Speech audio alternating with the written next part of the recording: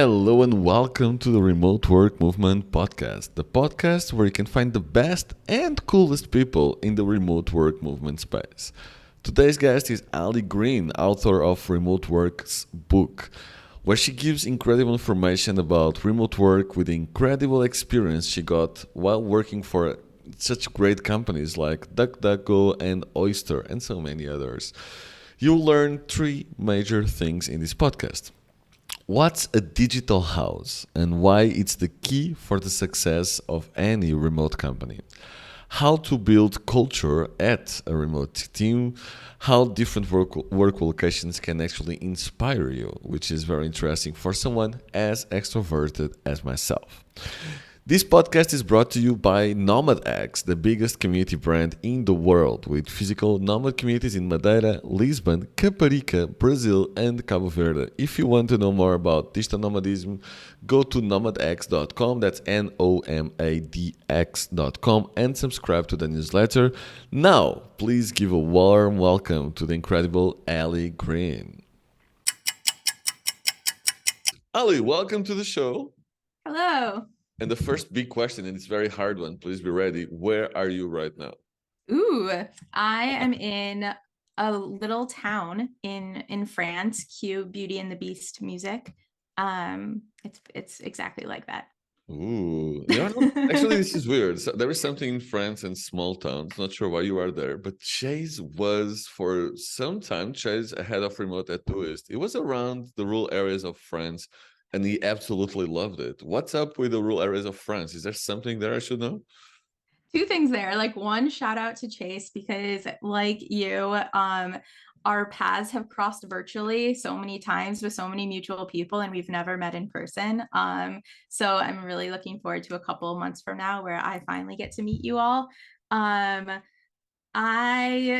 am here for a lot of interesting personal reasons. One of the things that I've loved about how remote work has changed my life has meant that it's made me meet a lot of new people, professionally and personally. And it was through travel that I met my life partner, who is French, which is why I'm spending a significant time of my life now here, but I also still consider myself to be a digital nomad. I'm going to be spending time in Lisbon and the UK in the next couple of months. And I've also met my business partner through traveling. So two of the most important partners of my life happened because of remote work. My business partner and I met in Cape Town doing a digital nomad program. So we have a very nice meet cute story. And that's kind of now how I end up in certain places, is trying to reconnect with people in my global community, whether it be like going to a co-living space to see friends or meeting up in a certain country and trying to gather people from around the world to meet in that country at the same time. It's an intentional mistake when I get to bump into people in real life. It's so cool. Yeah, this happens a lot now. I think after you've been in this world, like digital nomad, remote work for a while, you start to see we don't travel around the whole world. We are very specific on where we go, and especially around community. And now it's so much fun. Like I'm in Madeira right now, and I will receive people from that I'm a fan for so long. And for the other side, when I go to places where my friends are already. You mentioned Lisbon, and I'm going to Lisbon soon. And it's just sending messages to everyone. Guys, I'm going to Lisbon for 5 days. Gonna go dinner or stay home, but we have to connect. And it's so fun how we now can travel for almost everywhere in the world and actually meet cool people that we connected online or offline.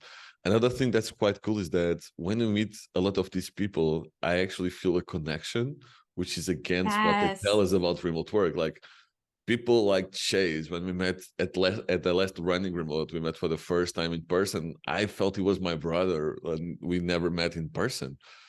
So it's actually possible to create relationships online, I guess. Do you feel the same? I hate the narrative that you have to be in person to create a relationship with someone. I've learned over the past couple of years that some of my most vulnerable, honest conversations are with people that I've never met before.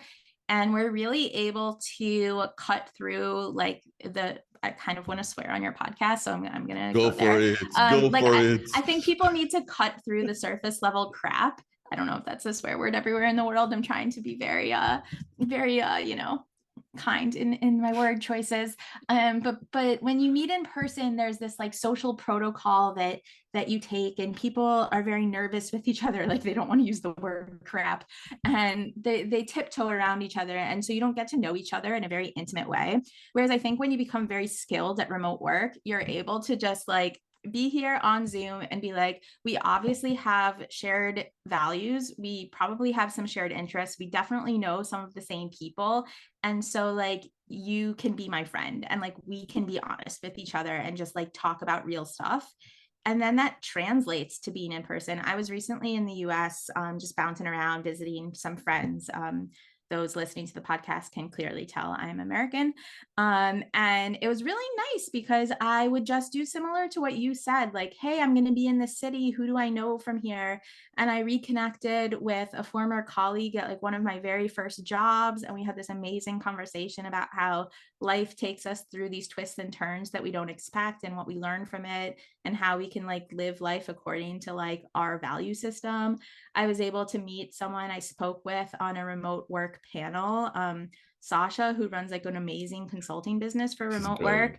And like we met up for a coffee and it felt like we had met before in person, even though we had only spoken together like once on a panel. And it was just because like I just loved her answers to the panel. I felt like they resonated with my lived experience in remote work, what I wanted to educate the world about. And like the conversation in person reflected that. And so all of these people that are saying you have to have FaceTime in an office in order to build relationships and build connection, I think they just don't know how to ask deep questions and like really connect with someone, regardless if it's online or offline. That's so true. I remember the first remote company I worked with. We kind of, our team, I was on sales, our team kind of built this very strong relationship. And some of these people I never actually met until today. But sometimes they come anywhere and they're like, oh, Sal, are you in Portugal? I would love to meet. Like, we still feel this deep relationship. And it was inside the company. So it was not even around a common team like you and my or me and Chase. It was actually, we were working together. We were having like a couple of calls a week. And we actually, because the first 5-10 minutes of the call are always BS, just talking about whatever, we actually were able to be professional, but build a very strong relationship inside companies, which goes against everything they try to sell you about remote work and about remote relationships. I really think that it's important to connect a couple of times a year in person, mostly to see how tall are your colleagues, not for anything else than that. It's always the I'm first super discussion. short. We will never know. On Zoom, Zoom is a great equalizer for everybody. Everybody's the same height. But even like the conversations that we can have online, as you mentioned, and the people you can connect with, before you could only connect with the people around you. And here I am in the island connecting with the whole world.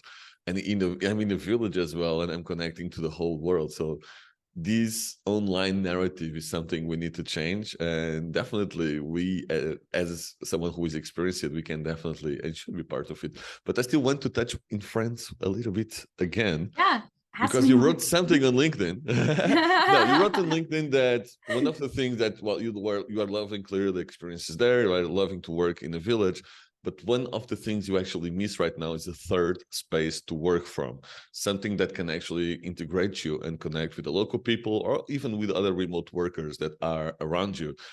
Can you tell us a little bit about what is the third space and why is it so important to you? Why do you miss it so much there? Yeah. So I joke that I'm a remote worker since 2014, but I've always hated working from home. And so that thing that happened a couple years ago where people started working from home like really impacted me because I felt like a caged lion. Like I wanted to go out into my community. Part of the reason why I love traveling is to see what the local vibe is and meet people and just soak up that energy because it gives me energy to do my work.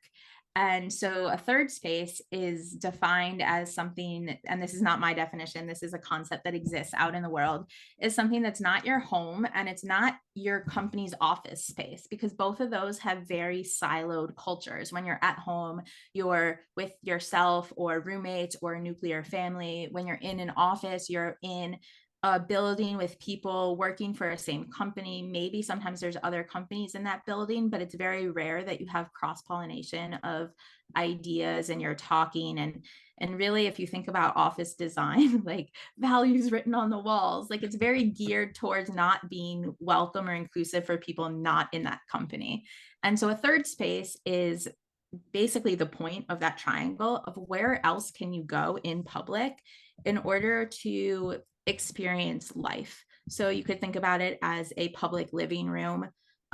Some people confuse it sometimes with co-working spaces, but I wouldn't necessarily always include co-working into the mix because co-working can be members only. There could be a high barrier to entry, especially if they don't offer like hot passes for people to come in just for a day. Like if you have to sign up for a membership, it's becoming exclusive for people that might not be able to afford it or aren't there for a while. So a third space is really neutral. It's a place you can just easily go to without barriers in order to spend time around other people and be out in the world in the community. So libraries, art galleries, coffee Mm. shops, anywhere really where you can just go and spend time easily. And so for me, I like working in non-traditional environments. If there's a table and a 4G connection and it looks beautiful, then I'm there. Like, send me there. And it was an interesting dynamic to see cultural nuances between countries that I've traveled and lived because I've been in small towns in places in Asia and have found that there's been really nice restaurants when it's outside of meal times, remote workers gather. And it's quite beautiful because you're seeing, you know, the ocean and things of that nature. I've seen big cities as well in countries. Colombia obviously has great coffee shop culture, and there's places that remote workers kind of gather and go to that have become digital nomad hotspots. And as I start to explore places off the beaten path, which has been something I'm really interested in the past couple of years, noticing are there amenities like this, not just for me, but for the local community? And if no, like how do people meet each other? That's just something I'm very fascinated by. Oh, that's so cool. Yeah. I feel like even locals, it's hard to meet people if you not don't have these commonalities like sports or common spaces. So when you work from a cafe, do you have a favorite setup? Is it just a laptop? Are you one of the people of the tribe, which I belong to, that has like a laptop stand to make it more ergonomic? Do you have something specific or just laptop and internet and I'm good for life? I'm laptop internet. I'm good for life. It's only recently since I acquired a car. I bought a car during Wow. the beginning of the pandemic. So now I'm a nomad with a car that I've now gone a little bit into the buying things. So now I have this Yeti microphone I'm talking on with you. I have more indulgent kitchen supplies now than ever before. But my outside of the house work setup is super basic. If I can just be on like a comfy sofa with my laptop, like I don't even need a table. It just for me, it just has to be beautiful. Um, Wow. my back probably suffers from it. I, You are still I'm young. You always are still I'm young. always in search of like a good masseuse and spa in every city I go to. So if you know any for Lisbon or London, like please send them my way, listeners, because I definitely don't consider remote work ergonomics when I'm finding places to work. And what about hotels? Like we see some hotels trying to adapt to become working areas, as hotels are mostly emptying during the day. Would you work from a hotel, for example, if there is like an open space? Is there something even that the hotels could do to actually welcome you in the community? What do you see about the hotel area? I think that's a huge opportunity for hotels, especially in their lobbies or their restaurants that aren't getting a lot of foot traffic. I think it's a great opportunity to bring people into the space.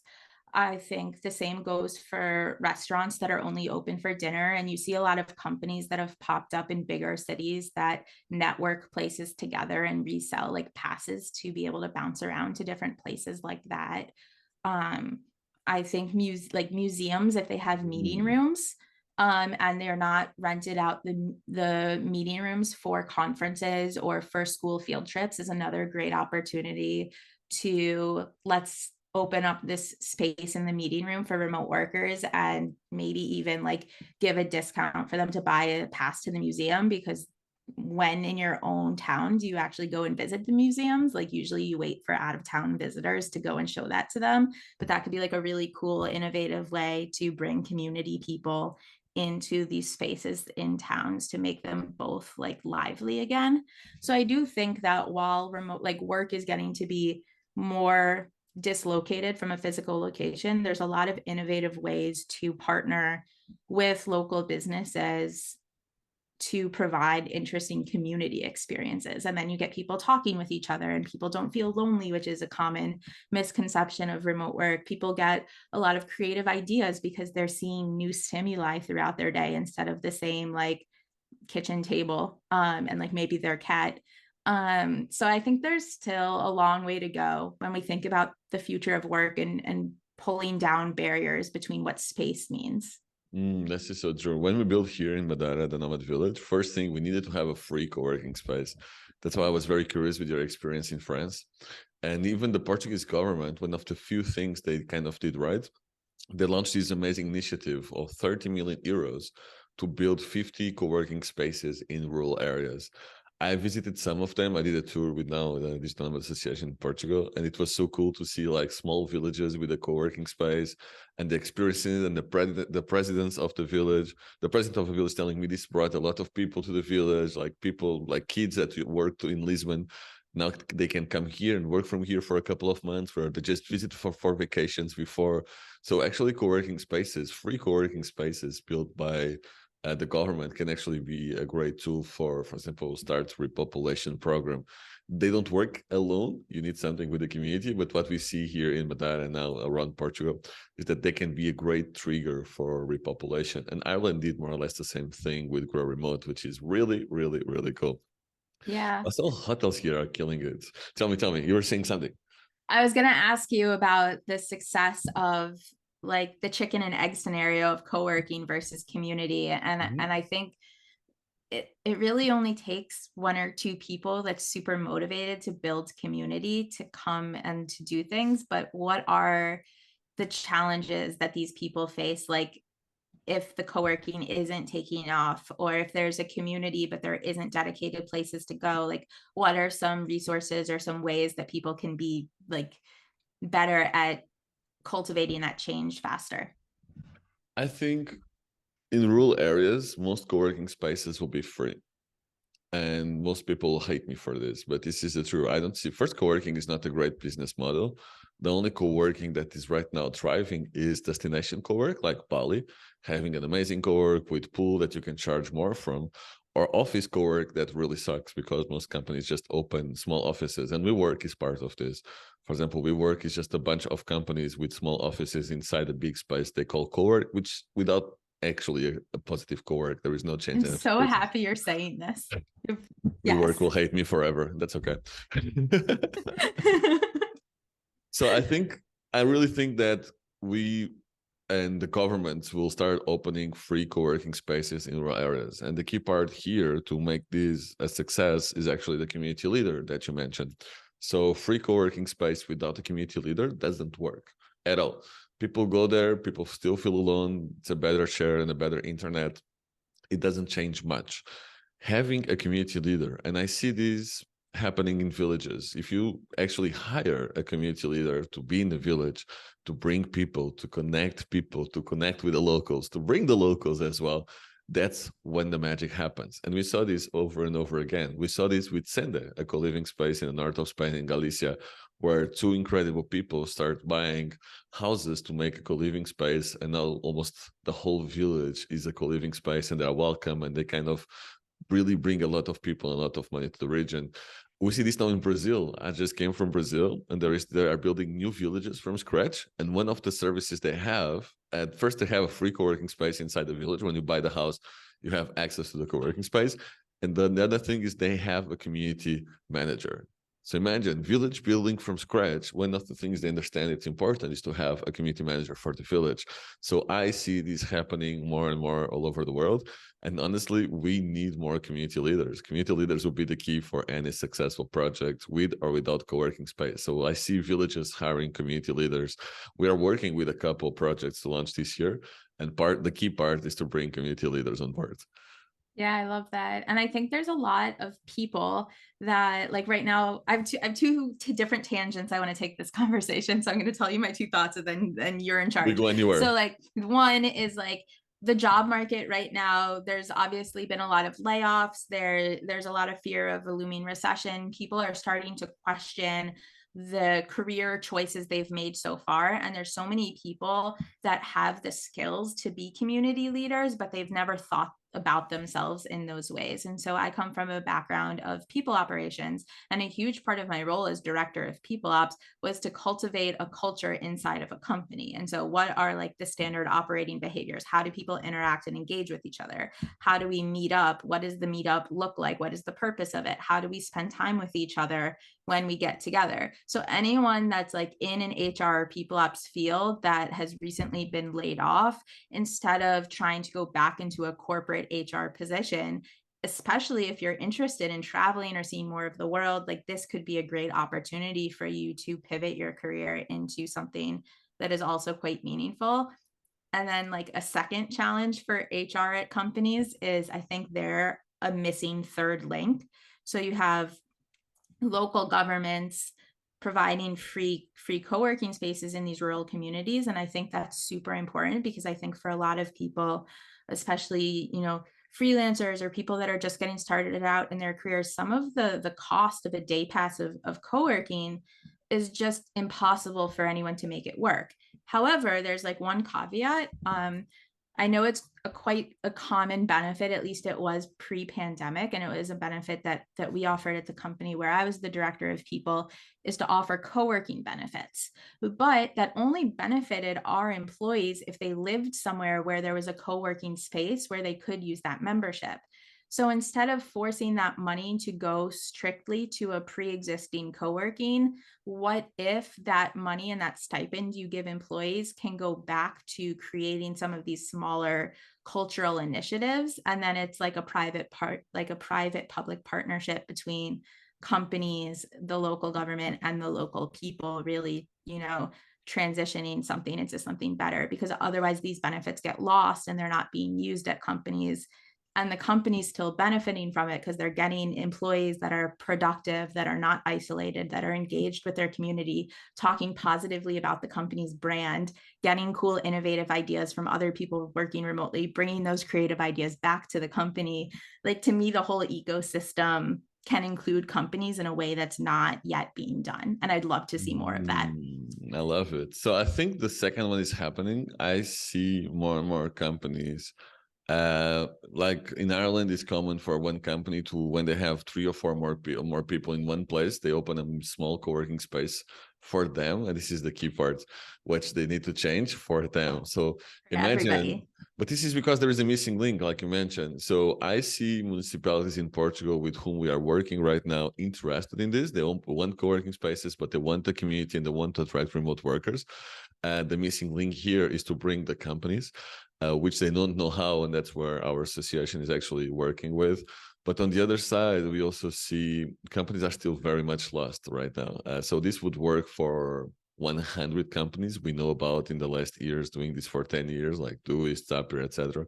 This would not work still for some smaller companies. But I see more big corporations having an eye into sponsoring and branding these working spaces so they look cool. And for me, I don't care about the reason why they do it. If they do it, I'm happy. So if I can connect these big corporations with way too much money with these municipalities and make something really cool, completely branded and free for the municipalities which anyone can work from, I think that would be a win. And I'm really looking into building this in Portugal in the future.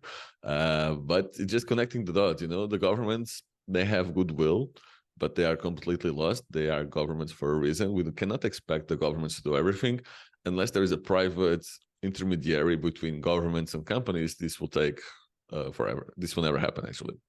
And that's where associations like Grow Remote, associations like DNA Portugal, and other associations that are working on this is the space for the associations that need to be funded to do this work. And once this work is done, once you actually have someone in the middle between the companies 100% capitalist and the governments that have goodwill, but they don't know exactly how they should do things, this is where the magic starts to happen. But any association in this space needs to be aware that there is a lot of work to do and a lot of education on both sides of this conversation to happen. And this education will take a little bit.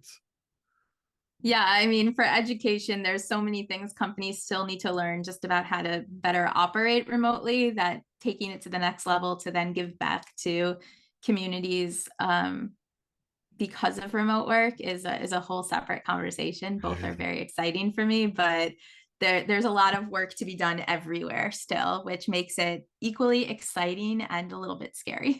Oh yeah, so the previous guest was Leon Martin, and we're talking about this. He's actually not sure about what is the future right now for remote work. He sees it can go both ways right now, or it can we go back to the office because there's an economic crisis, and now the company can have the leverage to call people back to the office, or the other way around. Companies actually are smart and understand that there is a massive economic advantage to work remotely, both in terms of productivity, but also in terms of cutting fixed costs. And now anything can happen. Where do you think we are going? Which way? Yeah, so I like to change the argument a little bit. I think that regardless of where we're going physically, the skill set to be able to work remotely is only going to get stronger and stronger. So companies that are co-located in offices, they're still using technology to communicate with clients, with stakeholders. They're still storing information on the cloud. Like nobody's going back to the days of having cabinet files in an office. So the argument over where companies are going, to me, matters less than how are we preparing people for the obvious changes in the technological landscape needed for everyone to be a good worker in the future, to be successful, to be efficient, to be inclusive. All of these really important things that you can't just pick a tool and implement it and then have your company operate remotely or hybrid or in an office. You need to change human behaviors. And I think if the conversation was focused more on that, then change could happen from the inside out, because companies would see, actually, I can trust my managers to lead a team. It doesn't matter where or how they lead the team. I trust them. They're getting great results. We're earning more money. So let them decide. I think companies will start seeing, oh, there is less duplication of efforts because we're automating a knowledge base, and people don't have to waste time in meetings that we all know cost a lot of money to ask questions to each other when the information is already existing in a centralized place and people can access it anywhere at any time. And I think if we focus on the behaviors, then the conversation about what to do in terms of office or work from home or hybrid or work anywhere globally distributed, that conversation can happen later in a more intentional way, because we're removing the fear. Right now, there's still a lot of fear that people don't know what they're doing, that they're not successful, that they're failing, that they don't know how to track productivity. There's all these other underlying emotions behind these conversations. But who should be educating people, though? I see, like, you wrote a great book, and we'll touch that.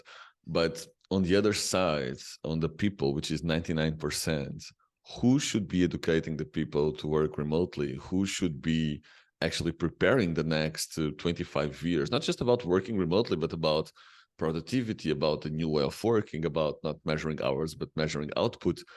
We don't see the universities doing this at all. Universities are still educating people. Not yet? You think we're going there? Tell me, what do you think? I think we could be going there. I think in the future, so I studied organizational psychology when I was an undergrad. And so I think I'm one of those like rare and lucky people that what I studied directly relates to what my career has been.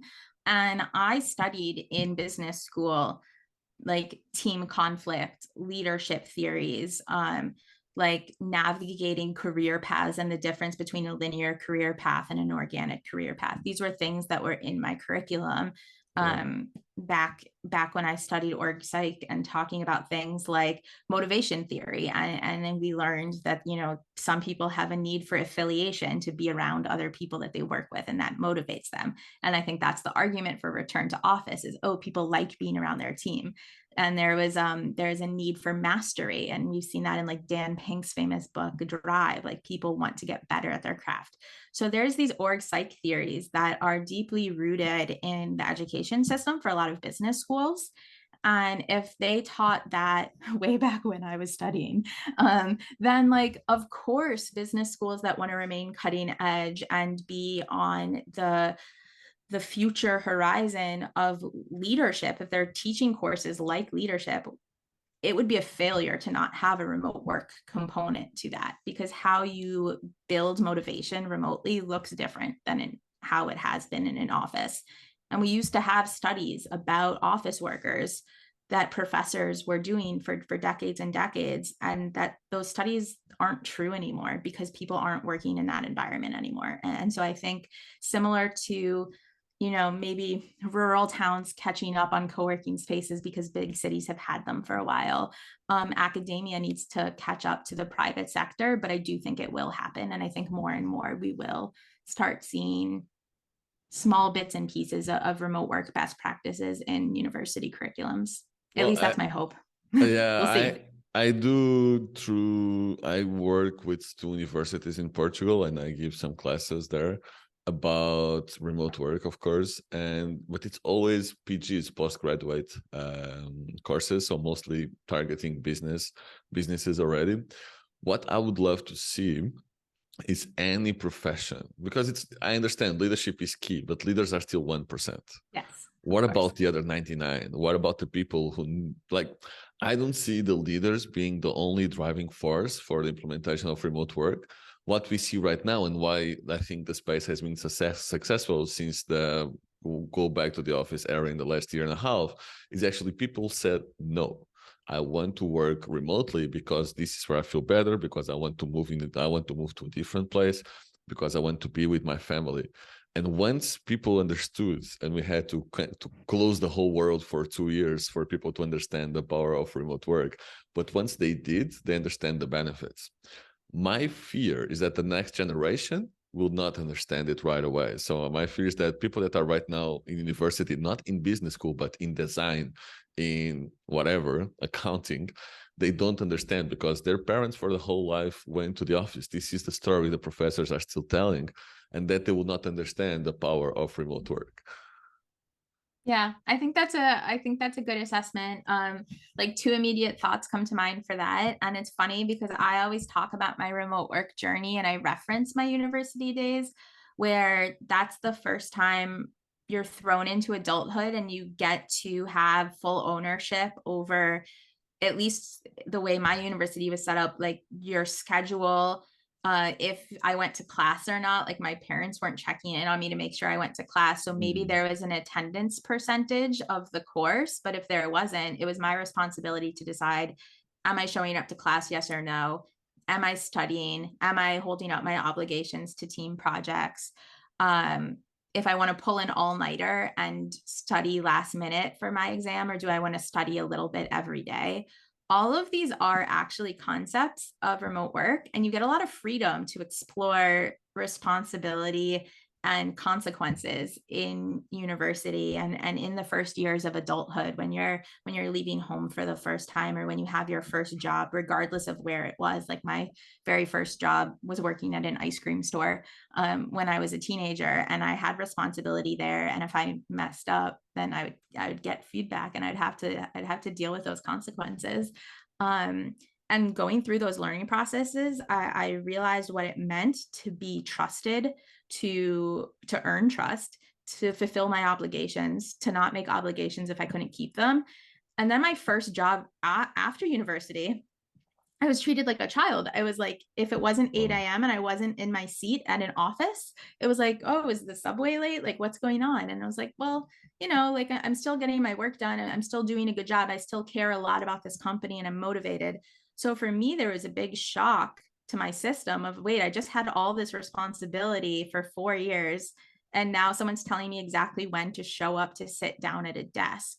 And Mm. I couldn't make that work in my soul, which is why ultimately I became a remote worker and I always pushed against the system. And Yeah. I wonder if just by talking about it and having more vocal people like you and me can really start making that change for others, because I think the narrative on the other side is so strong. And I think, again, it goes back to fear. There's been a lot of fear in young people the past couple of years on getting to go through natural life experiences in person with each other. And that does matter. And I think nobody that you speak to that's a remote work advocate, let's call it, will say that in-person connections don't matter. I think at least what I'm saying is they don't have to be in-person connections with someone who happened to get a job at the same company that you did. So why don't you find in-person connections with people who have similar passions as you do, who are traveling to places that are interesting that you also want to travel to, who, like the same games or TV shows, are going on hikes, or other designers, because that's how you can like level up in your career instead of being the only junior designer on your team. Like, what about surrounding yourselves with lots of junior designers and you can lean on each other for support and have peer mentorship? Like, there's so many ways to still open the door. And if the question is how, I think it's just not stopping like the momentum of the movement and keep talking Mm. about it and keep helping people and sharing stories about how it's impacted people's lives. I think we had really very different experiences at university. So just before I Oh, went yours, to yeah. high school and university, the system in Portugal changed. So before it's all about your exams and work. So show me your work, you will be graded through your work. But just before I entered high school and then university, I was late 2 years for everything. They change, and now you have to be present in the classes. You can only fail like 3 classes, or even if you know everything, you will fail. And I failed 2 years because I wouldn't attend classes. For me, it was boring. I just want to read and to learn through different experiences. So for me, it was very painful to actually have to sit in the class listening to a professor that is as bored as I am, trying to teach us by repeating. And this was my university and high school actually path. I was like, nope, I don't want this. But listening to your experience, that was very different. I think it's all about that. I think we need to go back to show me your work at universities and not try to force people to sit, because, well, that's not that different from office work, right? Please sit here. I don't care as Yeah. much as what you do. Just sit here and fake you are working. And if you fake it really well, you will have a good degree. What the hell?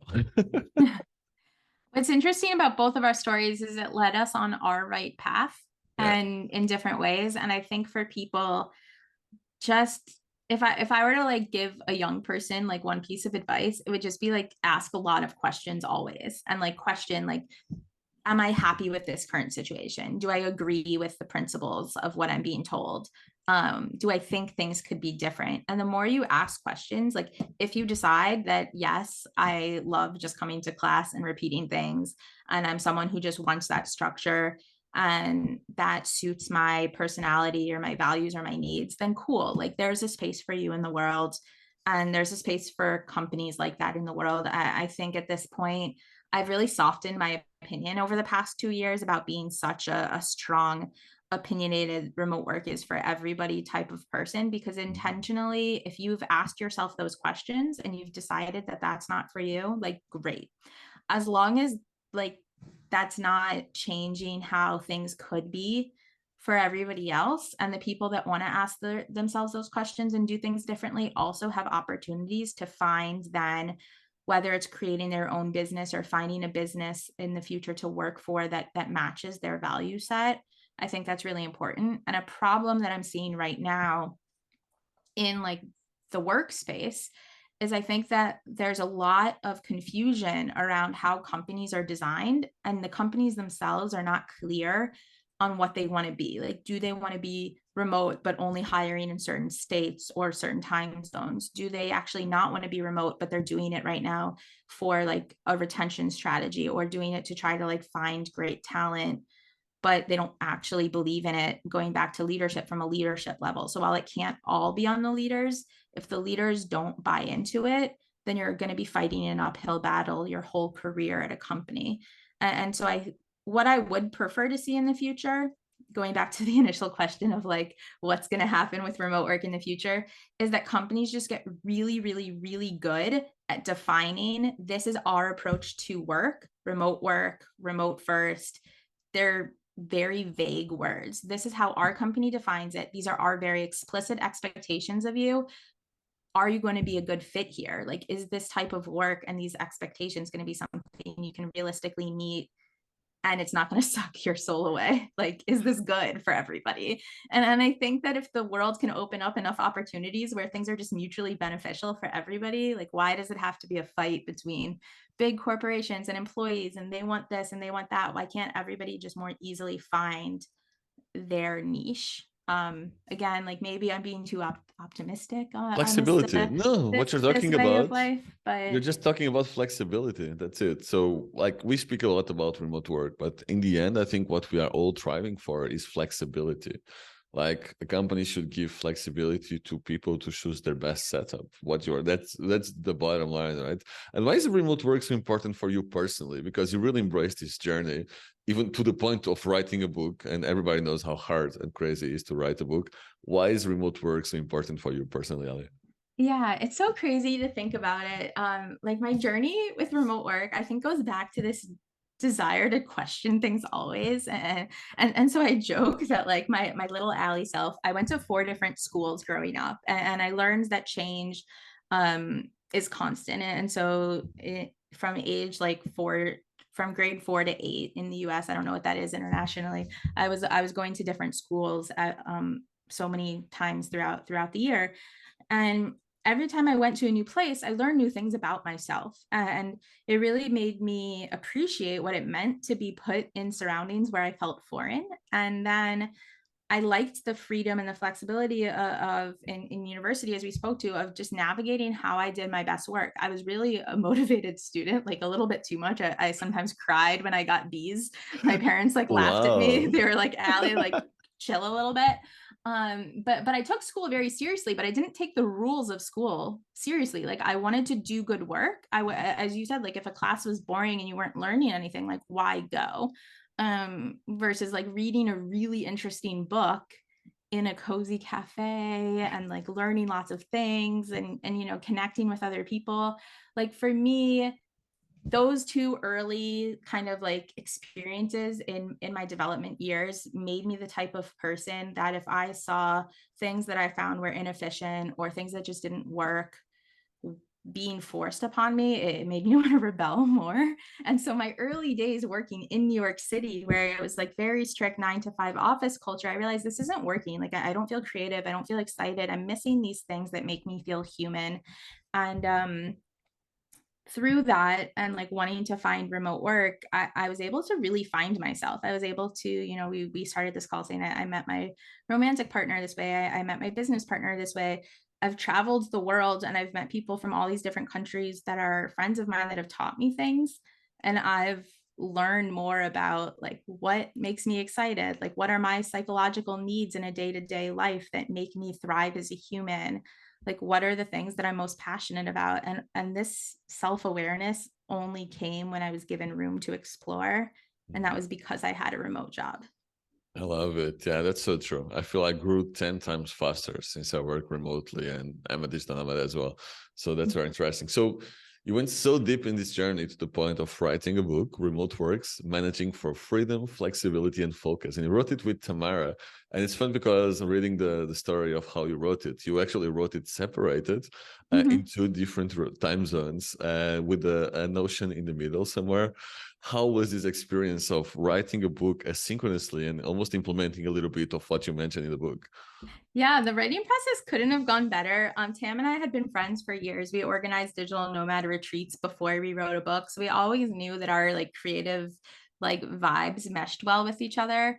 And the impetus of writing the book was really when the pandemic hit. We had a deep personal fear that everything we just talked about was going to happen and people weren't going to get remote work. They were going to fail at it. Companies would drag people back to the office and nobody would get the chance to live the personal benefits that you have lived, that I have lived. Like I get to live outside of my home country. Like I've gotten to do so many interesting things in my life because of my job, even though it wasn't directly related to my job. And I just had this like personal fear that other people wouldn't get to do that. And so the book was really a personal project that stemmed.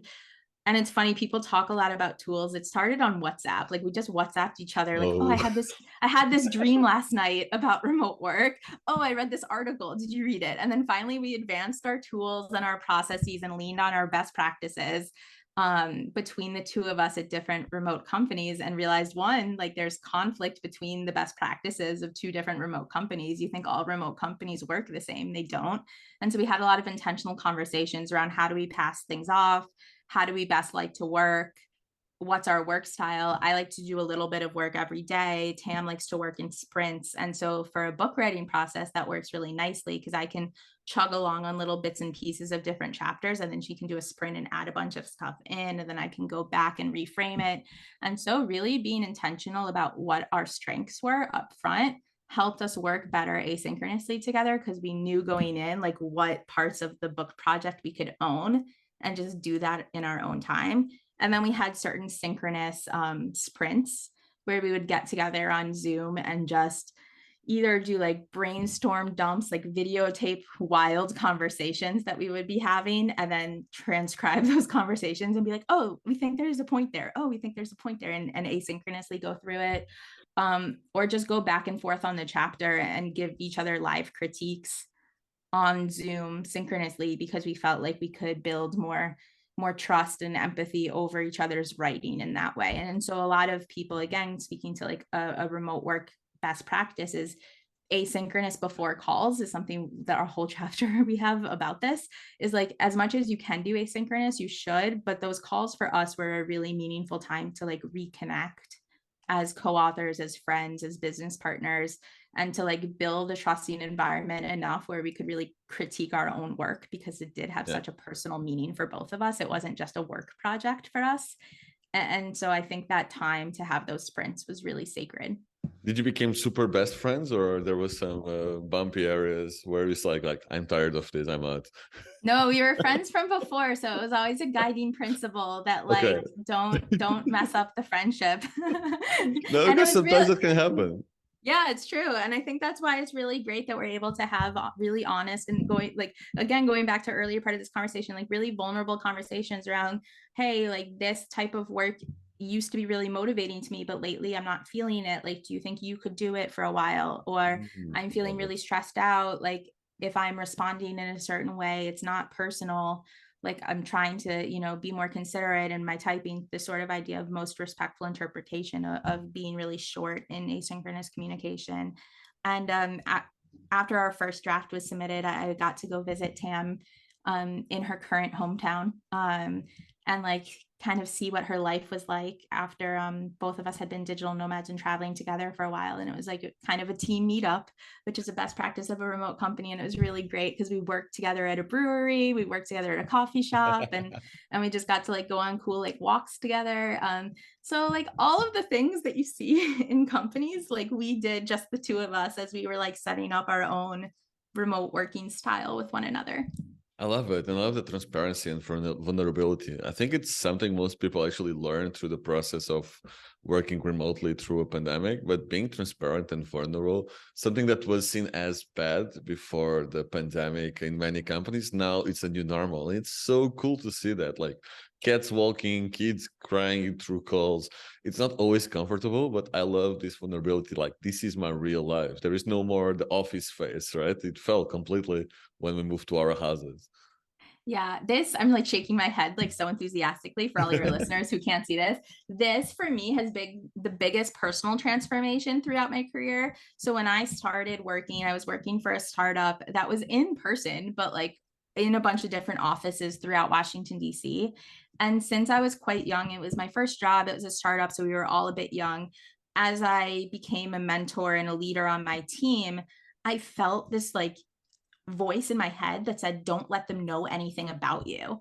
And Yeah. like I had this wall up that made me like really standoffish. And it felt like in hindsight, it really hindered me building relationships with my team and to be able to like truly mentor them and do the things that I wanted to do, because I wanted to be seen as more professional and respected in a certain way. And it was finally when I learned to not do that and to like share like things that I was going through in my life and talk about, sounds so like so silly and obvious, like talk about my weekend or talk about work that was stressing me out, so they could relate that like not everything's easy for me and I'm also learning and growing in my career, that I really became closely connected with people to the point that there's some people I still talk to in that company. And that has only gotten stronger with remote work. Like I know when I've been a digital nomad and I've taken like late night calls where I like forgot to eat and I'd be like in my kitchen doing like a manager one-on-one with someone who reported up to me, and I'd be like, okay, so I'm just gonna like make this salad while we chat. I like have my full attention on you, but also I'm starving and like my physical needs need to get met. So like my intellectual needs of like listening to this conversation can also be met. And that could seem to some as being like incredibly unprofessional, but also I'm taking calls at like 5 p.m., 6 p.m., 7 p.m. So like gotta eat. Yeah, that's so true. I love it. And who should read this book? Is this book for managers only? Who is the target? Who are you trying to change, to bring change to it? Yeah, so the book is for managers and their teams. So we feel that managers are really the heartbeat of an organization. They're the person that can cause the most variance between an employee experience or how processes are being lived day to day. But we also define manager in a very different way than you've heard before. And so when we talk to a manager in the book, we're talking about anyone who might be managing projects, which I believe is every single remote worker, people that are actively leading other people or having a agent of change and culture for teams, people that are driving strategic initiatives for companies, and people that are impacting culture day to day, even if you're an independent contributor. So anyone that works in people ops or HR or things of that nature. So pretty widespread. But if you're connecting with someone that is part of a team in a remote organization, this book is for you. I love it. And I would suggest, even if there are some employees listening, what I see many times in conferences like the one we just organized is employees coming to attend because they want to know more, because they understand things are not working at their company. And they are the ones who are bringing the word and the change to their company. So imagine an employee like, I don't know, a developer came in to learn and reading about remote work and asking questions so they can then convince their managers and the leaders about, no, this is the real remote work. And I've seen this so many times, and it's so cool to see it. So even if you are an employee, go for it. And I see so many employees actually turning into like leaders because of this knowledge that nobody else has inside their companies. I've seen this over and over again, and after some years it's so cool to see them like turning almost like head of remote inside their companies. One of your chapters, which is the one I loved, and because it's very different, and I never saw it in a book until today, was when you mentioned the term digital house, and I love this Yes. idea of having a digital house.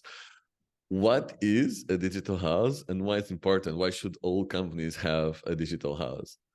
So a digital house is a term that came about in a really great conversation with one of our featured experts, Sarah Robertson. And basically, like to use terms that most like CTOs will understand, it's your tool suite.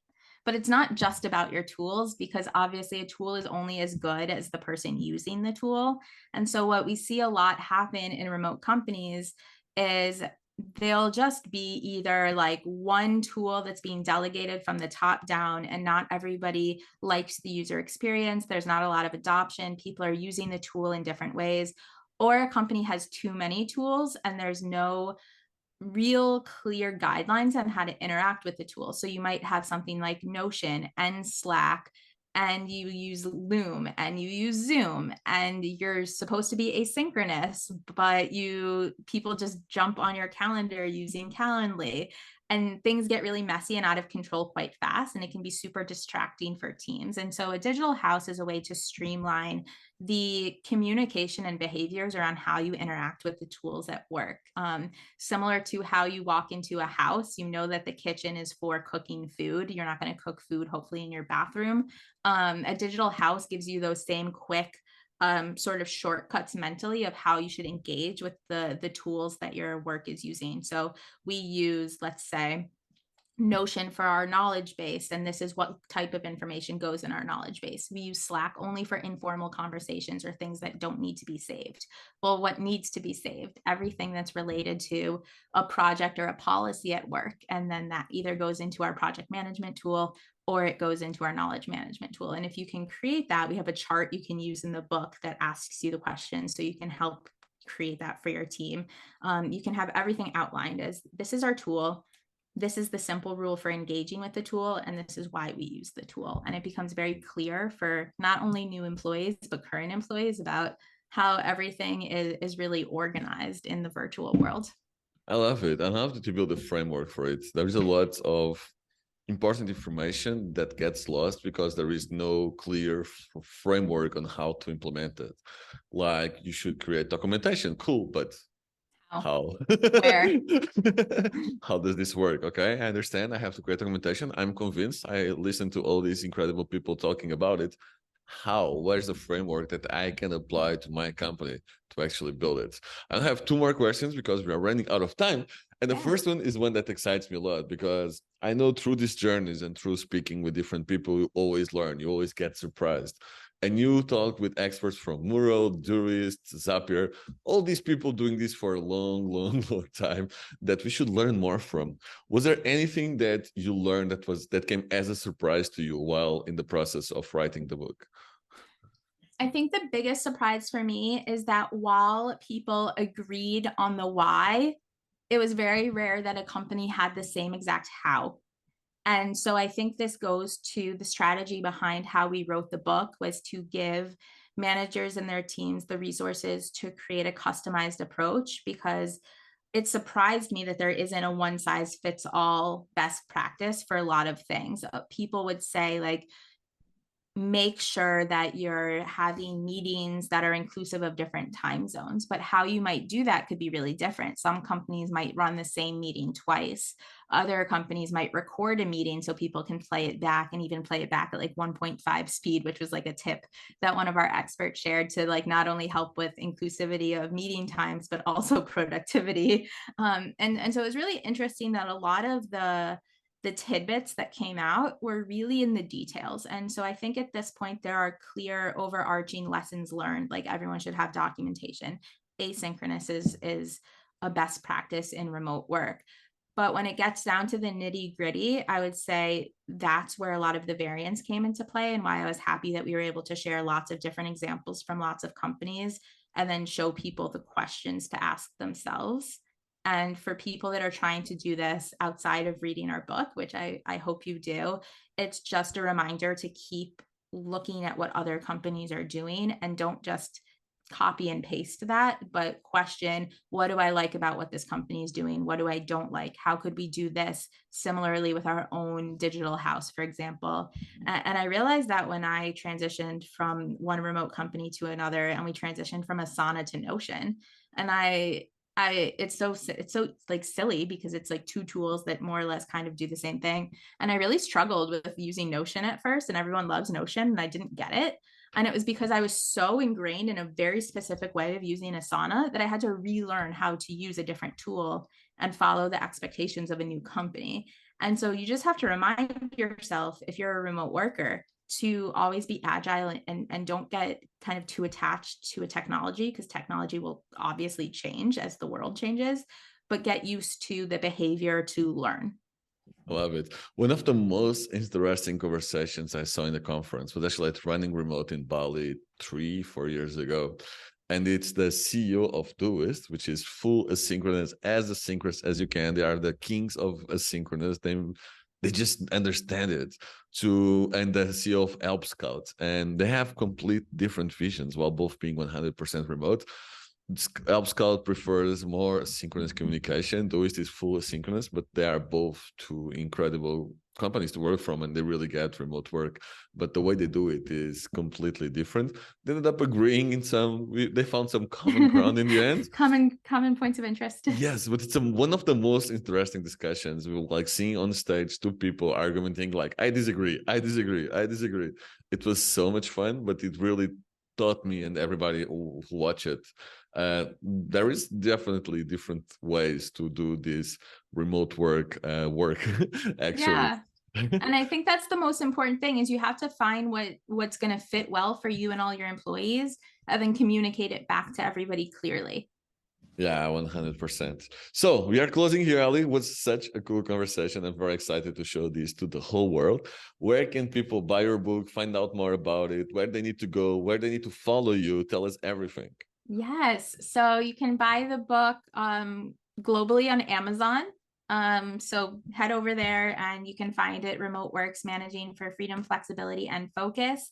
And if you'd prefer to pick it up in a local bookstore, you can go ahead and recommend that your local bookstore stock it, and then they can get a copy for you.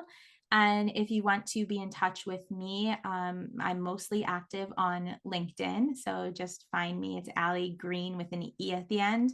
And our website, Remote Works Book, we send a monthly newsletter with more reflections, more questions, and lots of articles around the subject of remote work and the future of work. Yes, and please follow Ali on LinkedIn. I just read her last 50 posts and it's jam after jam after jam. So make sure you follow Ali on LinkedIn because you need to. Ali, thank you so much for being on the podcast. All the links will be on the show notes and we'll do a proper outro after this. But thank you so much for coming. It was a big pleasure. Thank you. This was awesome. I'm so excited to meet you in person soon too. Yes, Running Remote is coming. I'm so, yeah, that will be cool. I think so many people are coming to Running Remote this year. I honestly can't wait. I think it's going to just be like the pinnacle of the year. Yes, I'm so excited. It's going to be a family reunion, but a family with 300 or 400 people. A family of strangers that are internet friends that sometimes know each other. It's going to be so great. It's going to be amazing. I just experienced it. It's like, yeah, it's my favorite conference of the year. Sorry, all the others. Ali, thank you so much. I will stop recording.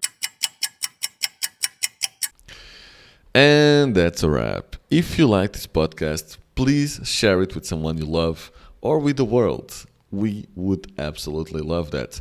And please follow Ali Greene. She's a superstar. Her book is amazing. And definitely you will want to connect with her on LinkedIn and any other social media. You can also reach out to me on LinkedIn. I am Gonçalo Hall, Hall. And as always, I'll be back here next week with a new guest, with someone to inspire you to follow this amazing remote work movement. Be epic, and I'll see you next week.